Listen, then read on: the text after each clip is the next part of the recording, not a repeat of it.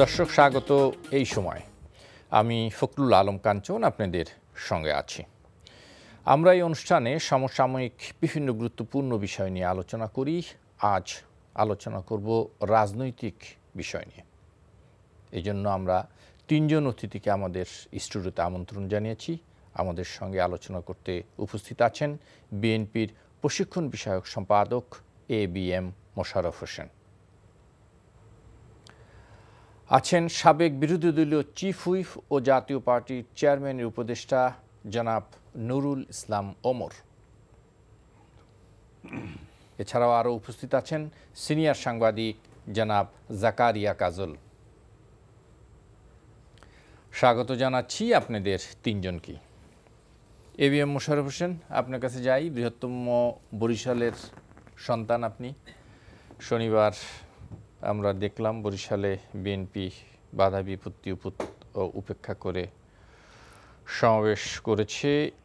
মূলত এই সমাবেশ থেকে প্রাপ্তিটা কি? কেন আপনারা এই সমাবেশগুলো করছেন এবং সরকার পতনের ডাক দিচ্ছেন? অন্যদিকে আমরাও দেখতে পাচ্ছি বিএনপিও আলাদা, আওয়ামী লীগও আলাদাভাবে তাদের কাউন্সিল, দলীয় অন্যান্য কর্মসূচি পালন করে তারাও রাজনৈতিক কর্মসূচি দিচ্ছে। আসলে আপনি যে কথাটি, ধন্যবাদ আপনাকে, ধন্যবাদ আমার সহ-আলোচক।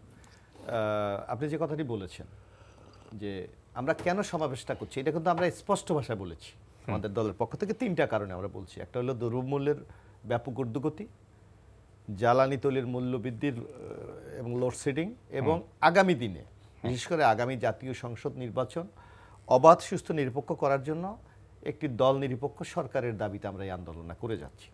একটি দাবি ছাড়া সবই আপনাদের নিজস্ব দাবি, জনগণের দাবি একটি না। জনগণের আপনি আজকে দ্রব্যমূল্যের ঊর্ধ্বগতি, এটা কি ছাপার? আপনি কি ছাপার হচ্ছেন না? আমি ছাপার হচ্ছি না? আপনি লোডশেডিং এ আছেন, এটা কি ছাপার হচ্ছেন না? এবং আপনি যে এই যে ভোট দিতে পারছেন না, আপনি সবচেয়ে মজার একটি ঘটনা কি আপনি জানেন? আওয়ামী লীগ ক্ষমতা আজকে 14 বছর। 2008-এ যেই ছেলেটির বয়স 17 বছর, মানে সে ভোট দিতে পারেনি, আজকে 14 বছর পর তার বয়স কত হয়েছে? 27 বছর। 27 বছর সে জানে না ভোট জিনিসটা কি। কেন 14-তে 18-তে ভোট হয়েছে না? হয়নি, কোনো ভোট দিতে পারে নাই মানুষ। কেন? আপনি কারণ 2014-তে বিনা প্রতিদ্বন্দ্বিতে 154 জন হয়ে গেছে। আপনি যদি টোটাল ভোটারের আমরা পার্সেন্টেজটা দেখেন, যে 54% লোক ভোট দেওয়ার সুযোগই পায়নি। এটা হলো 2014-তে। 2018-এ দিনের ইলেকশন রাত্রে হয়ে গেছে, সেখানেও ভোট দেওয়ার মানুষ সুযোগ পায়নি। সুতরাং যেই ভোটারের বয়স 27 বছর, সে এখন পর্যন্ত ভোটটা দিতে পারেনি। যার জন্য আমরা দল হিসাবে মনে করি আমাদের একটা নৈতিক দায়িত্ব এই যে যারা ভোট থেকে বঞ্চিত হচ্ছে তাদের ভোটের অধিকার ফিরিয়ে দেওয়া। এক। দ্বিতীয়ত, আপনি আরেকটি কথা বলছেন বিএনপি দিয়ে কি লাভবান হয়েছে। আমি মনে করি আওয়ামী লীগকে আমরা ধন্যবাদ জানাতে চাই, কারণ বিএনপি এই দীর্ঘদিন আমাদেরকে সভা সমাবেশ করতে না দেওয়ার কারণে এবং স্থানীয়ভাবে আমাদের উপর যে মিথ্যা মামলা, নির্যাতন, রাজনৈতিক টর্চারের কারণে আমাদের নেতাকর্মীরা অনেকটা ঘুমন্ত অবস্থায় ছিল নিজেদেরকে বাঁচানোর জন্য। এই বরিশাল সমাবেশে, যেমন আমাদের সমাবেশ আপনিই বলেছেন যে গতকাল ছিল, মানে 5 তারিখ, কিন্তু আমরা কিন্তু বরিশাল সমাবেশ করেছি 3 তারিখ, 4 তারিখ, 5 তারিখ, 3 দিন করেছেন। 3 দিন আমরা করেছি। এই যে, এবং আপনি যদি বরিশালের যদি সেই মাঠের সিনারিটা দেখতেন, যে আমি নিজে সহ রাত্র 12টা-1টা পর্যন্ত সেই মাঠে ছিলাম, আমরা দেখেছি যে মানুষ মাঠের মাঝে মাদুর বিছিয়ে বা কাপড় বিছিয়ে সেখানে থাকছে, রান্না বান্না হচ্ছে, সেখানে খাচ্ছে। এটা উৎসব ছিল, উৎসবের একটি আমেজ ছিল। এবং আপনার কোনো মানে আমাদের নেতাকর্মী, সমর্থক বা সাধারণ মানুষ, আপনি কারো মনের মধ্যে কোনো কেউ খেতে পেরেছে কিনা বা শোয়ার তার জায়গাটা আছে কিনা অথবা তার নিরাপত্তাটা আছে কিনা, এই চিন্তা কারোর মধ্যে ছিল না। এই যে একটি জাগরণ, এটা আপনি বরিশাল সমাবেশের, যদি আমরা গিয়েছি অথবা আপনার পত্রিকার রিপোর্টাররা যারা গিয়েছে তারা হয়তো দেখেছে, এটা ওখানে না গেলে কিন্তু এত বিশ্বাস করা যায় না। আপনি দেখুন 5 তারিখ, মানে আমরা 3 তারিখ, 4 তারিখ থেকে তো পরিবহন ধর্মঘট তারা ডেকেছে না, সেটি ঠিক আছে। হ্যাঁ, জি। 4 তারিখ, 5 তারিখ আপনি দেখবেন যে বরিশাল শহরের মধ্যে কোনো যান চলাচল বন্ধ। এবং আপনি দেখেন বরিশাল একটা নদী বেষ্টিত এরিয়া, শহরটা নদী বেষ্টিত, মানে নৌকা খেওয়া যে আসবে সেগুলি পর্যন্ত বন্ধ করে দিয়েছে। যার জন্য আপনি দেখবেন যে নৌকার ভেলা, মানে গাছ দিয়ে ভেলা বানিয়ে মানুষ আসছে, কলা গাছ দিয়ে আসছে। এই যে স্বতঃস্ফূর্ততা, এইটা আপনি আসলে ওখানে না গেলে বিশ্বাস করা যায় না। আমি স্যালুট জানাই আমাদের নেতাকর্মীদেরকে, যাদের এই যে অদম্য ইচ্ছার কারণেই বরিশালের ইতিহাসে যে এই সর্ববৃহৎ একটি সমাবেশ আমরা করতে পেরেছি। জি, আসবো আপনার কাছে। জনাব জাকারিয়া কাজল, আমার জিজ্ঞাসা হচ্ছে এই যে যেটি বলছে বিএনপির নেতারা বলছেন যে তাদের সমাবেশে বাধা বিপত্তি বাধা দেওয়া পরিবহন ধর্মঘট করা, আসলে এই বাধা দিয়ে কি লাভ? কোনো লাভ নেই, বাধা দেওয়াতে কোনো লাভ নেই, এটা আমি বিশ্বাস করি। বরং বাধা দেওয়াতে বিএনপির যে লাভটা হচ্ছে, আমি যদি মিডিয়ার পার্সপেক্টিভে বলি, ধরেন 5 তারিখে মোশাররফের মিটিং, একদিন হয়তো 5 তারিখে হয়তো টেলিভিশনে একদিন কভারেজ এখন তো মোশাররফের 4-5 দিন কভারেজ পাচ্ছে। ওই প্রথম দিনের বাধা, দ্বিতীয় দিনের বাধা, তৃতীয় দিনের বাধা, আমি তো মোশাররফের দলের উচিত সরকারি দলকে আনুষ্ঠানিক ধন্যবাদ জানানো। কারণ এই যে প্রচারের যে এরা মানে বিরামহীন প্রচারের যে সুযোগ সরকার তাদের করে দিয়েছে, কারণ আপনি দেখেন, আপনি তো মিডিয়ায় কাজ করছেন, আমিও মাঠে কাজ করেছি। 5 তারিখের মিটিং, 5 তারিখে 2টা থেকে মিটিং, 5 তারিখে 1টা নিউজ থেকে শুরু হতো কাভারেজ, রাত্রে 10টার নিউজ কাভারেজ শেষ। আর এখন কি হয়েছে, 2 তারিখ, 3 তারিখ, 4 তারিখ, 5 তারিখ সব কদিন ধরে বিএনপির কাভারেজ হচ্ছে, তাই না? এতে তো বিএনপি লাভবান হচ্ছে, নম্বর 1 এদিক দিয়ে লাভবান হচ্ছে। আর 2 নম্বর হচ্ছে, দেখেন বিএনপি কিন্তু মানে এই বছরের অগাস্টের আগ থেকে বিএনপির সকল আন্দোলন ছিল বেগম জিয়ার বাড়ি, তারেক রহমানের ঘড়ি, মানে ঘড়ি বলতে হবে মানে বাড়ির সঙ্গে মিলে, মানে তারেক রহমানের দুর্নীতি, মানে তাদের শীর্ষ নেতৃত্ব কেন্দ্রিক আন্দোলন ছিল। অগাস্টে কিন্তু তারা প্রথম এই জনসম্পৃক্ত বিষয় নিয়ে মাঠে আসলে, দ্রব্যমূল্য ইত্যাদি ইত্যাদি। এবং অগাস্ট মাসে কিন্তু আপনার এই আন্দোলনটা ছিল, পুরো অগাস্ট জুড়ে আন্দোলনটা ছিল মূলত প্রেস ক্লাব কেন্দ্রিক। প্রেস ক্লাবের বাইরে তো কোনো জায়গায় মানে করার অনুমতিও দেওয়া হয়নি। আমি আসছি, তারপর থেকে কিন্তু তারা যখন বাইরে গেল, তখন থেকে কিন্তু তাদের যেটা উনি মোশাররফ বললেন যে তাদের কর্মীরা কিছুটা ভীত, কিছুটা নিষ্ক্রিয়, কিছুটা হতাশ, কিছুটা হতোদ্যম হয়েছিল। এই বিভাগীয় সম্মেলনের মাধ্যমে কিন্তু সেই নিষ্ক্রিয়, হতাশ, হতোদ্যম কর্মীদের মধ্যে একটা প্রাণচাঞ্চল্য সৃষ্টি হয়েছে। এটা অস্বীকার করার কোনো উপায় নেই। প্রত্যেকটা জনসমাবেশের প্রতিফলন আমরা দেখেছি, তাই না? যে বাধার পরেও লোকজন আসছে, বাধার পরে যে লোকজন আসে, এটা কিন্তু একটা আবেগের ব্যাপার, কষ্ট করে আসা, কষ্ট হয়েছে। এবং বাধাতে আরেকটা জিনিস হচ্ছে কি জানেন, দুঃখিত, সাধারণ মানুষ কিন্তু অনেক দুর্ভোগ পুড়িয়েছে। এটাও সরকারি দলের পক্ষে যায়নি, কারণ সবাই তো আর বিএনপি সমাবেশে যায় না। যারা যেতে পারতো না, তারা যারা যেমন খুলনায় চাকরির পরীক্ষা দিতে পারেনি, এরকম বিভিন্ন, এটাও কিন্তু মানে, তবে সরকারি দলের উচিত বিএনপিকে ধন্যবাদ জানানো এই কারণে যে সরকারি দলের মধ্যেও কিন্তু একটা শৈথিল্য চলে এসেছিল, এরা মানে গা ছাড়া ভাব ছিল। বিএনপির এই উদ্দীপনা কিন্তু সরকারি দলকে উদ্দীপ্ত করেছে, এবং তারাও এখন মাঠে কর্মসূচি দিতে বাধ্য হচ্ছে। ঢাকা জেলার কাউন্সিল আওয়ামী লীগের, এটা সারা বছর হয়ে এসছে, এটা ঘরোয়া কাউন্সিল। এবার কিন্তু এটাই স্বাভাবিক। এবার কিন্তু সেটা হয়েছে, আপনি দেখেন কোথায় হয়েছে, জনসভার মতো হয়েছে। গতকালও বিএনপির যেদিন জনসভা, সেই দিন ওই যে ভাটারা এলাকায় বিশাল জনসভা হয়েছে, তাই না? তারপরে এটা কিন্তু আমি তো বললামই যে মোশাররফের উচিত সরকারি দলকে ধন্যবাদ দেওয়া, একটা কারণে যে ওই কারণে তারা একাধিক দিন প্রচার পাচ্ছে। আর সরকারি দলের উচিত মোশাররফের ধন্যবাদ দেওয়া যে সরকারি দলকেও তারা উদ্দীপ্ত করছে, সরকারি দলের কর্মীরা এখন মাঠে নেমেছে। এটা হচ্ছে আমার পর্যবেক্ষণ। আচ্ছা, জনাব নুরুল ইসলাম ওমর, আপনাদের মানে অবস্থানটা কোথায়? এই যে বিএনপি এবং আওয়ামী লীগ উভয়ই মাঠে আছে, আপনারা কোথায় আছেন? ধন্যবাদ কাঞ্চন ভাই, ধন্যবাদ আমার সহ আলোচক, টিভির পর্দার সামনে যারা আছেন, আসসালামু আলাইকুম। আমাদের অবস্থান তো আমরা শুরু থেকেই পার্লামেন্টে বিরোধী দলের ভূমিকা পালন করছি, এবং বাহিরেও আমরা সরকার বিরোধী যেসব কর্মকাণ্ড সেসব বিষয় নিয়ে আমরা কথা বলছি। তো আমরা ওইভাবে এই সরকার পতনের আন্দোলনের মতো আন্দোলনে আমরা কখনো যাই নাই। মানে কেন?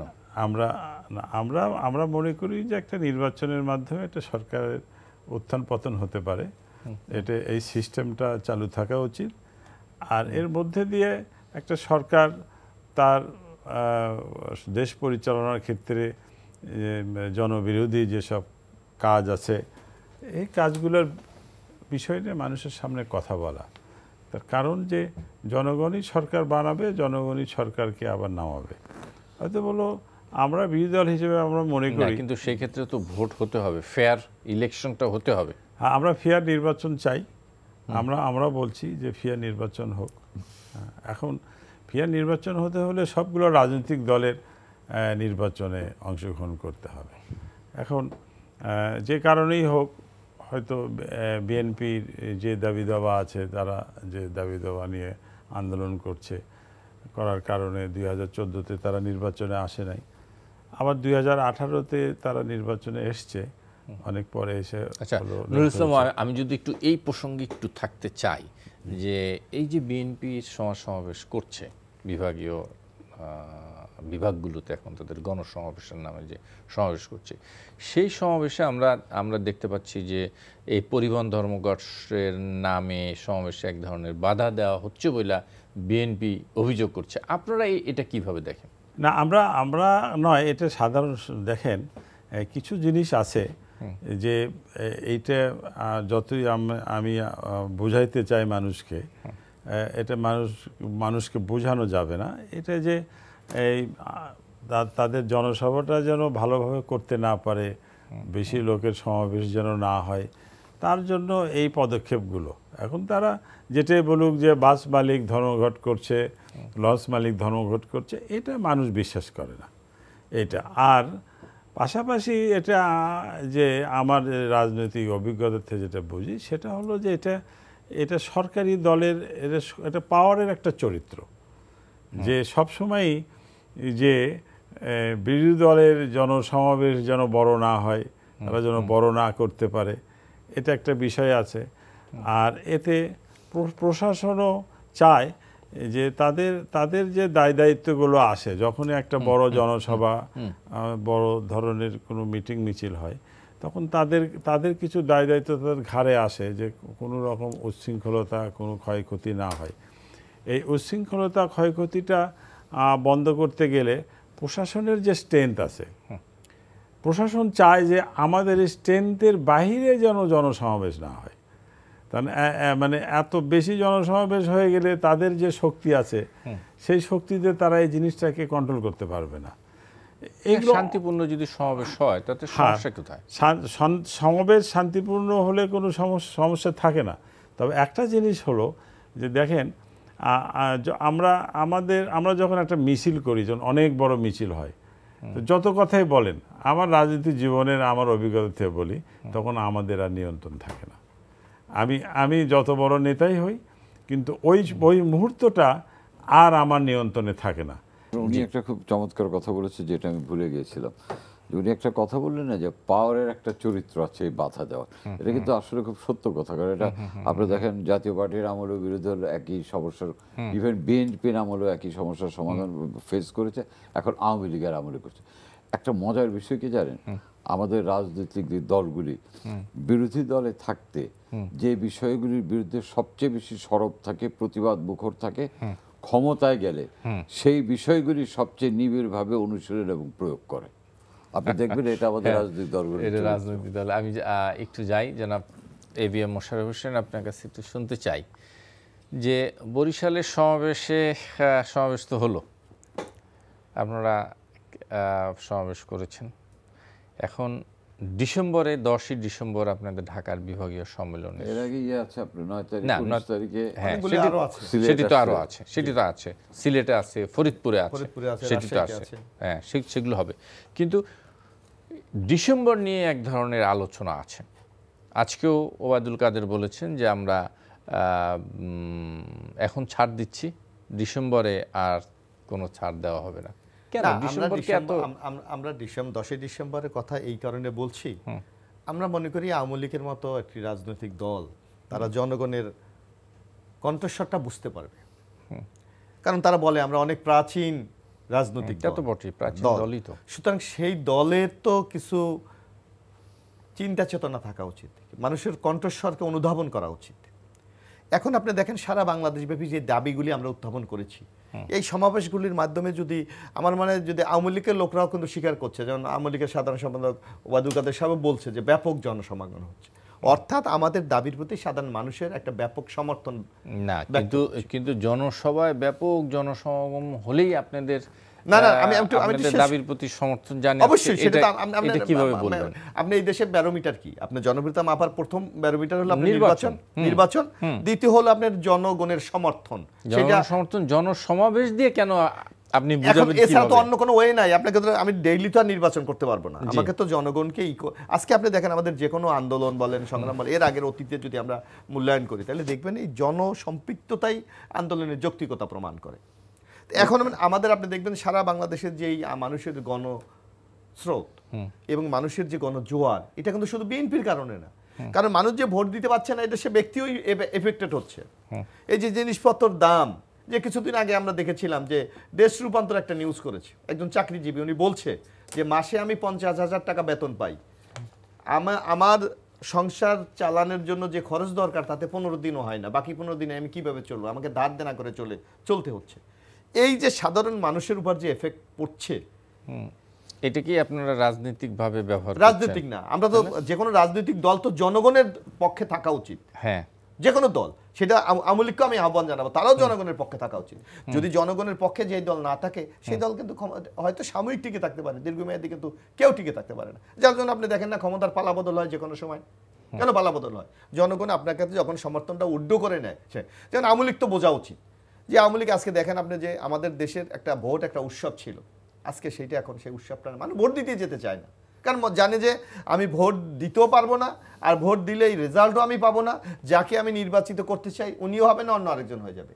এই যে একটা জনগণের মাঝে যে একটা ইম্প্যাক্ট পড়েছে, এটা তো আওয়ামী লীগ অনুধাবন করা উচিত। পাশাপাশি আরেকটা জিনিস আপনি লক্ষ্য করবেন, এই যে এখন এদেশের মানুষকে যদি আমরা মনে করি মানুষ কিছু বোঝে না, বোকা, তাহলে তো ভুল হবে।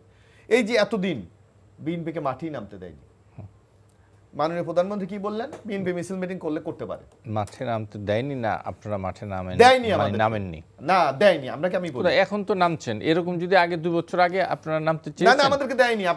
আপনাকে আমি একটা নরমাল একটা কথা বলি, আপনার মনে আছে যে 2018 আপনার স্পষ্ট আমি একটা তারিখ সহ বলি, 7ই নভেম্বর 2018,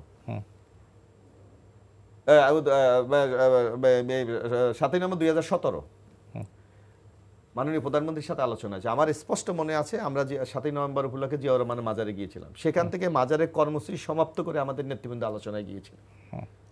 প্রধানমন্ত্রী কি বলেছিলেন যে আমি আজকে থেকে বিএনপির কোনো নেতাকর্মী গ্রেপ্তার হবে না, আর আমি ওয়াদা দিচ্ছি আগামীতে একটি অবাধ সুস্থ নিরপেক্ষ নির্বাচন।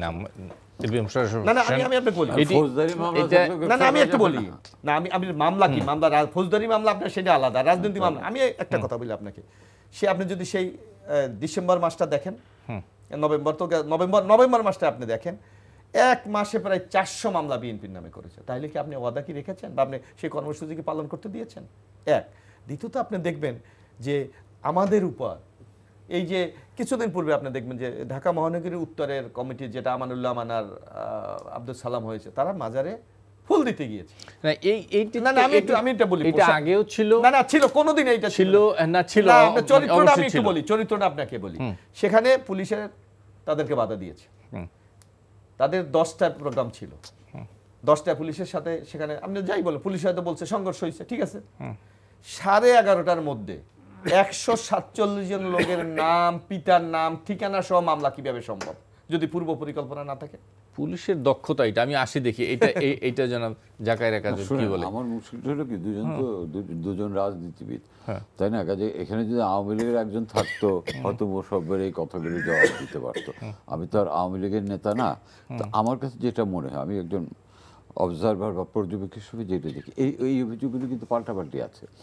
আজকে মোশাররফ ভাই যে এই মামলা হামলার কথা বললেন, এখানে আওয়ামী লীগের একজন থাকলে অবশ্যম্ভাবীভাবে 21 আগস্টের কথা নিয়ে আসতো, যে বাংলাদেশের ইতিহাসে তো এটা জঘন্য পলিটিক্যাল হামলার হয়নি। কাজে আমার মনে অতীতমুখী হলে না, দুই দলই কিন্তু এগুলি বলতেই থাকবে। আমাদের মধ্যে এখন রাজনীতি লুক ফরওয়ার্ড করা উচিত। আপনারা এই যে যেমন ধরেন জনসমাবেশের কথা উনি বললেন, হ্যাঁ জনসমাবেশের লোক হয়, আমি জানি না জনগণকে যত উদ্দীপ্ত করেছে সেটা আমি জানি, তবে তাদের কর্মী সমর্থকদের যে উদ্দীপ্ত করেছে এ ব্যাপারে আমার বিন্দুমাত্র কোনো সন্দেহ নেই। আপনি দেখেন 4ই ডিসেম্বর কিন্তু আওয়ামী লীগও চট্টগ্রামে মহাসমাবেশ ডেকেছে। এই যে মহাসমাবেশগুলি যদি বা এই যে গতকাল ঢাকায় করলো, নিশ্চয়ই কুমিল্লায় করলো, কুমিল্লার কাউন্সিলও দেখছেন আপনি, অলমোস্ট পাবলিক মিটিং। তো এই দুই দলের এই জিনিসগুলো, এটা কিন্তু আমি ভীষণ পজিটিভলি দেখি। আমি মনে করি রাজনৈতিক দল এভাবে সভা করবে, সমাবেশ করবে, ভেরি নেচার, যতক্ষণ না এটা সহিংসতায় রূপ নেয়। কেউ বাঁশের লাঠিতে পতাকা বাঁধবেন, কেউ কাঁচা বাঁশ, মানে কেউ খালি লাঠি নিয়ে মিছিল করবেন, এ পর্যন্ত ঠিক আছে। তো এই লাঠি যদি মুখোমুখি হয় তাহলে কিন্তু বিপদ।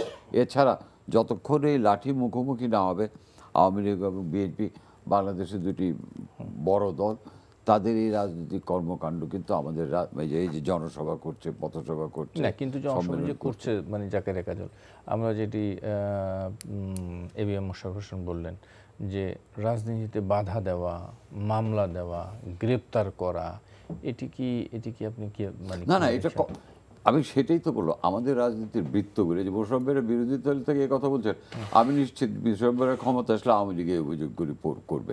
আমি তো বললাম যে এটা বিকাম এ পলিটিক্যাল কালচার, যে বিরোধী দলে থাকলে যেটা আমি বিরোধিতা করব, সরকারি দলে গেলে সেটার খালি মানে নিবিড় অনুসরণ প্রয়োগও করব। এটা কিন্তু এই কালচারটা কোনো অর্থেই আমাদের রাজনীতিক এই কালচারটা ভালো না।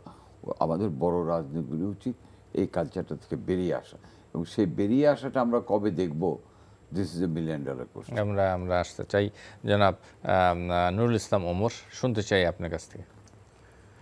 এই যে মামলার কথা বলা হচ্ছে, যে আপনি বলেছিলেন যে এটি এই জনসভায় বাধা দেওয়া হচ্ছে ক্ষমতাসীন দলের ক্ষমতার চরিত্র।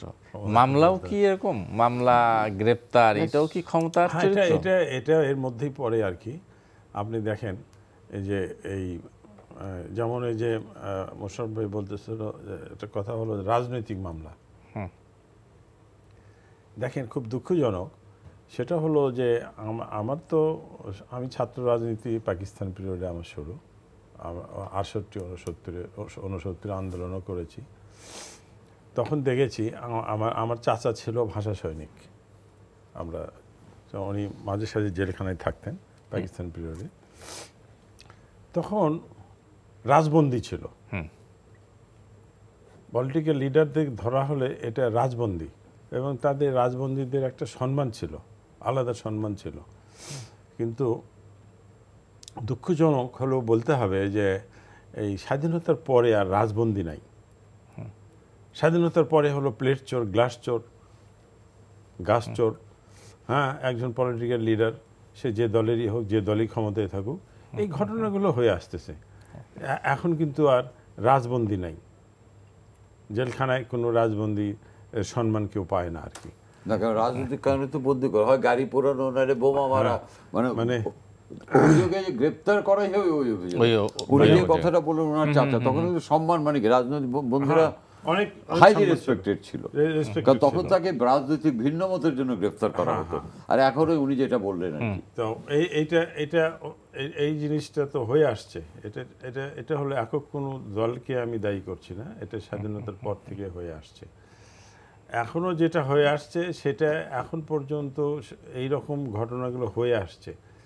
যেমন আমি বিএনপিকে ধন্যবাদ দিব, সেটা হলো যে 2014 যে আন্দোলন তারা করেছে সেটা গণতান্ত্রিক আন্দোলন ছিল না। এখন ওনারা যে আন্দোলন করছেন, মিটিং করছেন, এটা কিন্তু গণতান্ত্রিক ধারাই করছেন। এটা কিন্তু বাংলাদেশের মানুষের কাম্য।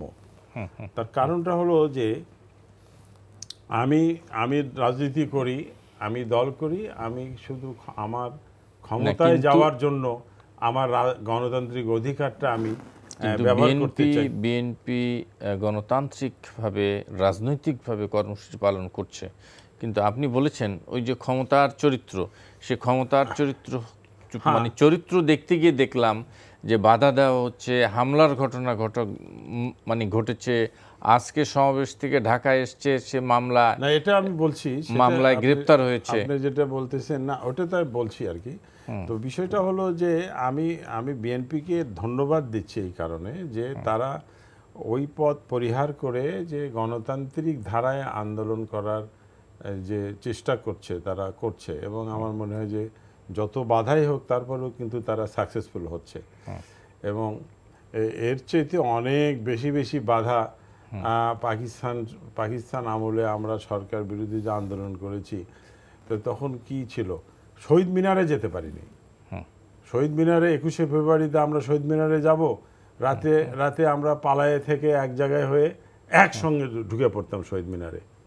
মানে শহীদ মিনারে যাওয়াটাও সমস্যা ছিল, পুলিশ পিটাইতো। তো এই বাধাগুলো তো সবসময় হচ্ছে। তারপরে কিন্তু পাকিস্তান সরকারের পতন হয়েছে, তারপরে কিন্তু আন্দোলন সংগ্রাম আমরা করেছি, আন্দোলন সংগ্রামের মধ্যে দিয়ে কিন্তু সেই সরকারের কিন্তু পতন হয়েছে। আজকে দেখেন, আজকে কালকেই দেখলাম অনলাইনের একটা পত্রিকায় পাকিস্তানের যে সাবেক প্রধানমন্ত্রী ইমরান খান সে আজকে বলেছে যে 1971 সনে মানে বাংলাদেশের প্রতি যে অন্যায় করেছে পাকিস্তান, তাদের ন্যায্য পাওনা এটা তাদেরকে দেওয়া হয় না, তারা নির্বাচিত হয়েছিল, তাদেরকে ক্ষমতা দেওয়া হয়নি, তাই পাকিস্তানটা ভেঙে গেছে, তাদের প্রতি অন্যায় করা হয়েছে। মানে বহুদিন পরে হলেও কিন্তু সত্য জিনিসটা কিন্তু প্রকাশ হয়ে যাচ্ছে।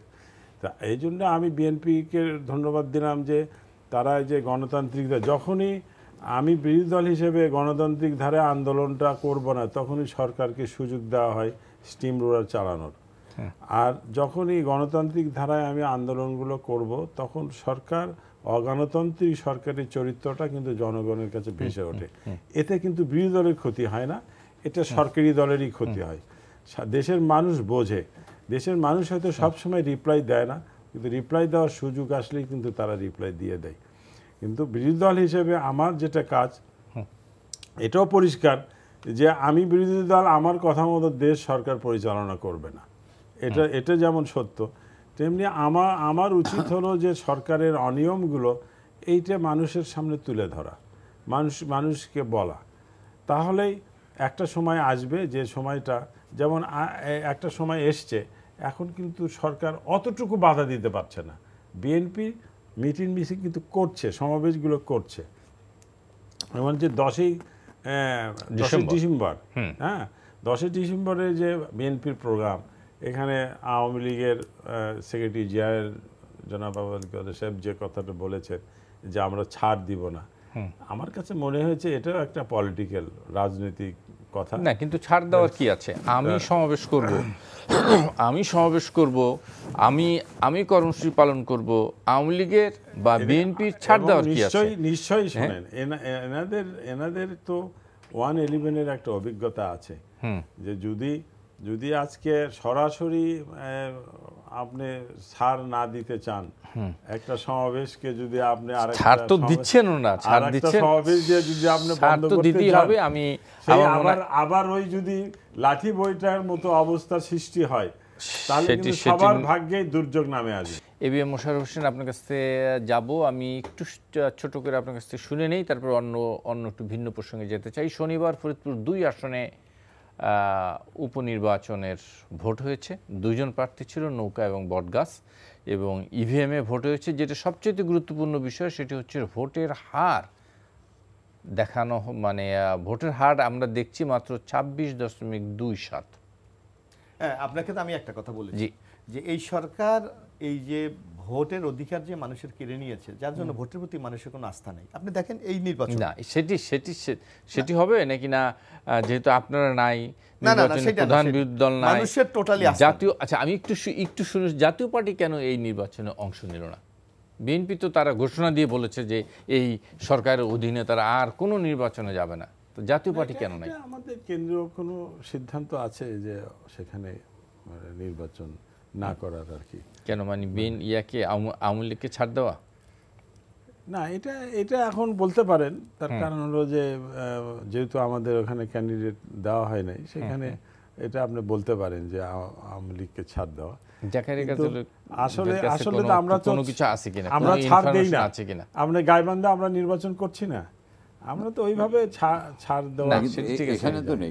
এটা খুব সত্য কথা, কারণ এই নির্বাচনে বড় বড় দলগুলি নেই, তারপরে এই নির্বাচন কোনো সরকার পরিবর্তন বা ইত্যাদির কোনো নিয়ামক না, কাজে এখানে মানুষের আগ্রহ তেমন 26% গেছে, এটাই তো আমি অনেক বেশি মনে করি।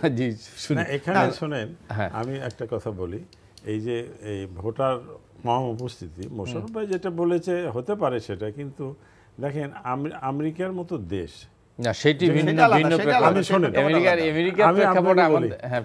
আমেরিকার মতো দেশ যেখানে হলো যে এই মধ্যবর্তী নির্বাচন যেটা হচ্ছে, তারা বলতেছে যে এই মধ্যবর্তী নির্বাচনে ভোটার উপস্থিতি কম হয়। না, না, বিকজ হলো তারা জানে যে এইটি- ক্ষমতার পরিবর্তন হবে না। না এটি তো এটাও একটা আছে মানুষের মধ্যে যে এই উপনির্বাচন, এই নির্বাচনে তো গভর্নমেন্টের কোনো পরিবর্তন হচ্ছে না। না, এইটা জি খুব কম। শুনে আসি একটু না, না, হ্যাঁ। আমি একটু যেটা বলতে চাই, আপনি যে কথাটি বলেছেন ঠিক আছে, এটা উপনির্বাচনে মানে মানুষের মানে সরকারের কোনো এফেক্ট করবে না, যার জন্য মানুষ গিয়েছে। আপনি স্থানীয় নির্বাচনগুলো তো আমাদের দেশে খুব ইম্পর্টেন্ট। আপনি ইউপির মেম্বার বলেন, চেয়ারম্যান বলেন, অথবা পৌরসভার কাউন্সিলর বলেন, মেয়র বলেন, উপজেলা চেয়ারম্যান বলেন, এগুলি কিন্তু আমাদের দেশে খুব ইম্পর্টেন্ট। কারণ সাধারণ মানুষ কিন্তু একজন এমপির প্রয়োজন হয় না, মন্ত্রীর প্রয়োজন হয় না, উনি কিন্তু ওনার ওয়ার্ডের মেম্বারটাকে তাকে প্রয়োজন, উনি পৌরসভা আসলে কাউন্সিলর তাকে পৌরসভা। সেখানেও কি আপনি ভোটের উপস্থিতি দেখেন? না, সেখানে কিন্তু হয়েছে, সেখানেও কিন্তু উপস্থিতি নাই। আছে না, আপনি লোকাল সেখানে- গভর্নমেন্ট নির্বাচন মানে না, একেবারে আমি বললাম নাই। এত কম ছিল না, কিন্তু উপস্থিতি ছিল। আমি যদি আপনাকে একেবারে অ্যাভারেজ দেখাই, আমাদের দেশে আপনি যদি দেখেন যে লোকাল গভর্নমেন্টে লোকাল গভর্নমেন্টে সবসময় উৎসব মুখর 70 হয়। থেকে 80% লোক যেখানে উপস্থিত থাকে, সেখানে যদি আপনি 55 বা 45% ভোট হয়, সেটাকে একটা যে কোনো রাজনৈতিক দল, না, আমি সেখানে আপনি যেটা দেখেন, যেটা হচ্ছে সেটা হলো বিরোধী দলটা নাই। না, আপনারা বিরোধী না, অনুপস্থিত। আমাকে একটু বলতে দিলে আপনি স্পষ্ট জেলা হবেন। পরিষদের নির্বাচন যেটা হলো, সেটা তো না, ছিল, সেটা তো শুধু- হলো এটা তো মানে ভোটার। Electoral vote. এটা আমি বলি, এটা তো মেম্বার চেয়ারম্যানদের ভোটে ভোট সেটা তো মানে সমস্ত Public-এরই ভোটারদের নাই। না, পাবলিক সম্পৃক্ত না। পাবলিক সম্পৃক্ত না। এইটা হলো ওই যে বেসিক ডেমোক্রেসির মতো এটা নির্বাচন। টাকার জি, খেলা হয়েছে। আপনি কিন্তু শেষ- এখানে শেষ না, করলে আমি রাখার একটু তো যাবো। না, আমি প্রচুর আমি টাকা শেষ করে খেলা দিই হয়েছে। আপনাকে, জি। যে এখন আপনি যেখানে দেখবেন যে এই যে নির্বাচন, কারণ মানুষ যাচ্ছে না, আপনি দেখেন এই যদি ফরিদপুরের কথা আপনি চিন্তা, ধরুন আপনি ফরিদপুরের এক্সাম্পল দিলেন, আমরা বাংলাদেশে কত জানি যে আওয়ামী লীগের 33 থেকে 35% ভোট ফিক্সড আছে, তাদের পপুলার যেই ভোটার, যে তাদের দলীয়, তাহলে তারাও তো যায়নি, 20% লোক গিয়েছে, আর লোক কোথায়? কারণ তারাও জানে যে আওয়ামী লীগ নৌকা যিনি পেয়েছে উনি জিতবে, এটা ওনারাও জানে। কারণ জানে যে এখানে যদি বিরোধী দল, ওই যে আপনি কি বললেন বটগাছ নাকি, ও যদি 70% ভোটও যায়, ওকে ডিক্লেয়ার দেওয়া হবে না, এটা তো ভালো করেই জানে। আপনি কি মনে করেন যে ওইখানে বটগাছ 70% ভোট পাওয়ার আমি মতো? Be very honest. না, আমি কাজল ভাই আপনাকে একটা কথা বলি, বাংলাদেশে কি হচ্ছে? সিট তো আওয়ামী লীগেরই সিট। না, আমি না, ওমর ওইখানে ভাই কি- আমাকে একটু বলতে দেন হ্যাঁ, কাজল বলেন, ভাই। কিন্তু but this is- এই যে আপনাকে দেখি আমি, এই যে বাংলাদেশে আপনার অনেক জায়গায় এই যে যেখানে ইউনিয়ন পরিষদ বা ফেয়ার নির্বাচন হয়েছে না, আপনি এভারেজ হিসাব করে দেখেন নৌকার বাইরে যে তাদের বিদ্রোহ প্রার্থী যেখানে হয়েছে জিতেছে। কেন জিতেছে? কারণ মানুষ নৌকার প্রতি এত ভীতশ্রদ্ধ যে কোনো বিকল্প প্রার্থী পাইলেই তাকে ভোট দিয়ে না, সেটি তো ভিন্ন না, আলোচনা, ভিন্ন না, কিন্তু এটা বাস্তবতা। ফরিদপুরের মতন জায়গায় বৃহত্তম ফরিদপুর, আরে এই সিট তো আওয়ামী লীগের সিট সাজেদা না। আওয়ামী লীগের সিট না, না, কেন এটা ওবায়দুর রহমান এখানে বহুবার নির্বাচিত না, হয়েছে, সেটি তাদের অনেক- শীষের, প্রতীক নিয়ে। না, এটা আপনি এটা বললে তো হবে না। সাজেদা চৌধুরী সাজেদা চৌধুরী ওবায়দুর রহমানের কাছে বারবার পরাজিত হয়েছে, সেটি তো এটা আপনি বললে কিন্তু হবে না। মোশাররফ, আপনি যদি আর এটা জি, বলেন please, যে একটু শুনি, নৌকার জি। বদলে বটগাছ 70% ভোট পাবে, আমি কাছে বিরোধী ভোটগুলি দিয়ে দেয়, কিন্তু এখানে মানুষ জানে যে ওখানে নৌকা জিতবেই, যার জন্য তো না, মানুষ যায় নাই। না, আপনি যতই দেন মানে 70% মানে আপনার মানে দিস ইজ নট অ্যাকসেপ্টেবল। আমি যেটা মনে করি এটাই সত্য যে মানুষ জানে যে এই নির্বাচন মানে এখন একটা জিনিস কি, এই গভর্নমেন্ট কিন্তু মাগুরার মতো বোকামি করেনি। মাগুরাও কিন্তু মাগুরার বাপ হইছে রেগুলার। মাগুরাটাও যদি এরকম ইলেকশন হতো সরকার পতন হইতো না, কিন্তু মাগুরা বিএনপি করে এমন গুড়া করে দিল গণতন্ত্রকে। না, যে কিন্তু that is সেখানে acceptable তো না। বিরোধী দল ছিল, ছিল। মাগুরায় তো বিরোধী দল ছিল, ছিল, কিন্তু এখানে তো বিরোধী দল নাই, সেই জন্য জাতীয় পার্টি নাই, বিএনপি নাই, এবং অন্য কেউ কেন নাই। ভোট দেয়? আমি তো মনে করি 26% যে গেছে এটাই অনেক বেশি, তাই না? আর বটগাছ তো আর ওরম জিনিস আছে সবাই মিলে ভোট দেয়। আর যেটা বললো বিদ্রোহী ক্যান্ডিডেট, ওটা কিন্তু স্থানীয় পর্যায়ে, যেটা উনি খুব সরলীকরণ করলেন, যেটা নৌকার বিরুদ্ধে খুব এইভাবে এত সরলীকরণ মধ্যে ঠোকরা, কারণ যে লোকটা গেছে সেও তো আওয়ামী লীগেরই লোক।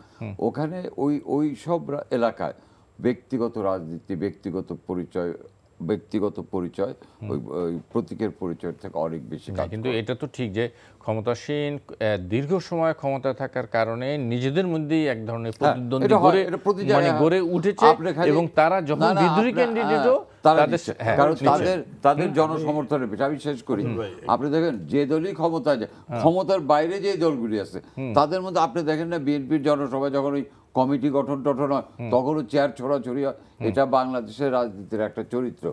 কি সরকারি কি বিরোধী দল নিজেদের মধ্যে বিভিন্ন রকম দ্বন্দ্ব থাকে। ইয়ানুল ইসলাম কি আমি যেটা বলছেন? বলতে চাইলাম, শোনেন, আমি তো ভাই ইউনিয়ন পরিষদের চেয়ারম্যান ছিলাম, আমি পুরো 3 টার্ম মানে 16 বছর ইউনিয়ন পরিষদের চেয়ারম্যান ছিলাম, এবং এটা আমাদের grassroots level থেকে আমাদের উঠে আসছেন। পারিবারিক আর কি। এটা হয়, আগে তো এরকম স্বাধীনতার পরে আমার চাচা ছিলেন চেয়ারম্যান, তারপরে আমার ইমিডিয়েট বড় ভাই উনি 3 টার্ম চেয়ারম্যান ছিলেন, উনি ওনার পরে আবার আমি এসছি, আমি 3 টার্ম ছিলাম, তারপরে আমার ভাই আবার 1 টার্ম ছিল, তারপরে এখন আমার এলাকায় আমার ওটা পৌরসভার মধ্যে চলে আসছে, সেখানে আমার ইমিডিয়েট ছোট ভাই সে হলো 3 টার্ম কাউন্সিলর। তা আমরা যে এই লোকাল লেভেলের ইয়ের থেকে কিন্তু পলিটিক্সটা করে আসছি। আপনার লোকাল নির্বাচনগুলোতে এলাকা ভিত্তিক একটা ঘটনা থাকে, সেটা হলো যে আমরা 3 নম্বর ওয়ার্ডের লোক, আমরা সারা জীবন 3 নম্বর ওয়ার্ডের লোকের আমরা চেয়ারম্যান ছিল, আমাকে ওয়ার্ড থেকে চেয়ারম্যান যেতে দেবো না। হ্যাঁ, আবার মেম্বার ভোটেও যে হয় কি আমাদের গ্রাম থেকে ছিল, কিন্তু এই বছর মানে ইউনিয়ন পরিষদ বা স্থানীয় সরকার নির্বাচনে কি অবস্থা হয়েছে? দলীয় প্রতীকে আসার কারণে কিন্তু এই যে স্বতন্ত্র ইয়েগুলো উঠছে না, ক্যান্ডিডেটগুলো উঠছে না, এখানে কিছু ঘটনা আছে এইরকম। তার কারণ যে কিছু ক্যান্ডিডেট সিলেকশনের ব্যাপারেও দুর্বলতা ছিল, যেখানে ভালো ক্যান্ডিডেটকে সিলেকশন দেওয়া হয় নাই, আবার ওই ভালো ক্যান্ডিডেট সিলেকশন হয় নাই, আবার যে এলাকায় পপুলার লোক আওয়ামী লীগ করে, যার মানে ক্যান্ডিডেট হওয়ার যোগ্যতা ছিল, নমিনেশন পাওয়ার যোগ্যতা ছিল, পায় নাই, তখন ওই এলাকা ভিত্তিক সমর্থনগুলো সেখানে আবার হয় কি ওই এলাকার কিন্তু আপনার বিএনপি, জামাত, অন্যান্য দলের লোকেরাও তখন আর দল চিন্তা করে না, তখন চিন্তা করে যে আমার এই ওয়ার্ডের লোককে চেয়ারম্যান বানাতেই হবে।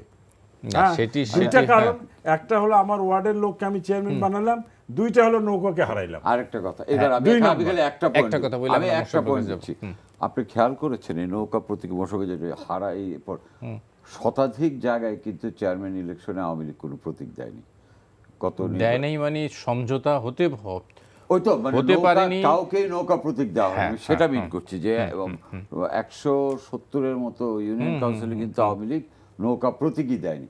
দলের বিভাজনটা কি পর্যায়ে, এবং সেখানে যে পাশ করেছে সে কিন্তু আনারস নিয়ে করুক, হাতি মার্কা নিয়ে করুক, সে কিন্তু আওয়ামী লীগের কাজে। হ্যাঁ, এখন একটা বিষয় হচ্ছে আমি এই ব্যক্তিগতভাবে এটা মনে করি যে এই পর্যায়ে নির্বাচনে প্রতীক বরাদ্দের বিষয়টা বোধহয় বিবেচনায় আসবে, যেহেতু কাজল ভাইয়ের সাথে আমি একটু দ্বিমত পোষণ করি এখন বিনয়ের সাথে। কাজল ভাই যে কথাটা বলেছে যে নৌকায় জিতবে, আপনি দেখেন আওয়ামী লীগ বুঝতে পেরেছে কিন্তু কেন্দ্রীয় হবে যে নৌকা দিলে বিপদ, যার জন্য করে জেলা পরিষদে কিন্তু তারা মার্কা দেয়নি, অথচ তাদের লোকই কিন্তু তারাই নমিনেট করেছে, তারাই কেন্দ্র একটা জেলা পরিষদ, আমি তো সেটাই বললাম, না তারা এটা অনুধাবন করেছে নৌকা দিলেই কিন্তু বিপদ, নৌকা দিলে বিপদের কথা বলছেন, ভোট দিচ্ছে না নৌকা দিলে জেলা পরিষদের নৌকা দিলে বাইরে। আপনি যেটা বলতেছেন আপনি আমার কথাটা বোধহয় বুঝতে পারেননি, আমি বলছি নৌকার বিরুদ্ধে যখন একটা বিদ্রোহী ক্যান্ডিডেট দাঁড়ায়, বিদ্রোহ না টোটাল একটা, তারাও বুঝতে পেরেছে যে টোটাল সাধারণ এটা আপনি যারা তারাও দিচ্ছে না। তাহলে আপনি বলেন যেখানে স্বতন্ত্র দাঁড়িয়েছে আওয়ামী লীগ তো অনেক জায়গায় দাঁড়াতে দেয়নি, যে কয়টি জায়গায় স্বতন্ত্র দাঁড়িয়েছে প্রত্যেকটা জায়গা পাশে তারা কারা, তারা তো আওয়ামী লীগের অন্য জিনিস, সেটা আলাদা জিনিস। না তখন অন্য ব্যাপার আছে যেটা এই ভাই আপনার মূল যে প্রার্থী, তখন আপনি নৌকারে ফেল করার জন্য সবাই এক হয়ে গেছে। না সেটা বিবেচনায় নিতে হবে, মানুষ সুযোগ চায়, সেই সুযোগটা যখন পেয়েছে তখন কিন্তু মানুষ কাজে লাগিয়েছে। মানে কোন সুযোগের কথা বলছেন? সুযোগ চেয়েছে নৌকা, যে নৌকার বিপক্ষে। আরে ভাই যে হইছে সে তাই সব নৌকা জয়েন মানে আপনি নৌকা মানে এস্টাবলিশমেন্ট ক্ষমতার বাইরে চায়, এখন ক্ষমতার বাইরের কোন শক্তিকে চায় না। বিষয়টা হলো যে কাজল ভাই যে কথাটা বলেছে এইটার বিষয়ে আমার মনে হয় যে সব রাজনৈতিক দলের বিবেচনা করা দরকার আছে। এই যে আপনার আগে যেমন দেখেন একটা হরতাল হইলে শহরে ঢোকা যেত না, গ্রামে কিন্তু চলাফেরা করা যেত, এখন গ্রামেই প্রতিবন্ধকতাটা বেশি হয় আর কি, বুঝছেন? সেটা হলো যে মানে গ্রাম পর্যায়ে যে রাজনীতিক দলগুলো চলে গেছে, গ্রাম কমিটি, আগেও ছিল ঘটনাই আর কি। এখন তারপরে এই যে লোকাল গভর্নমেন্টের নির্বাচন মার্কা দিয়ে হওয়ার কারণে আপনার এই গ্রাম পর্যায়ে যে ডিভিশনটা তৈরি হয়ে যাচ্ছে, নির্বাচন হয়ে যাচ্ছে কিন্তু ডিভিশনটা থেকে যাচ্ছে, এবং ভাই ভাই ডিভিশন, বাপ বেটা ডিভিশন, এই ডিভিশনগুলো থেকে যাচ্ছে।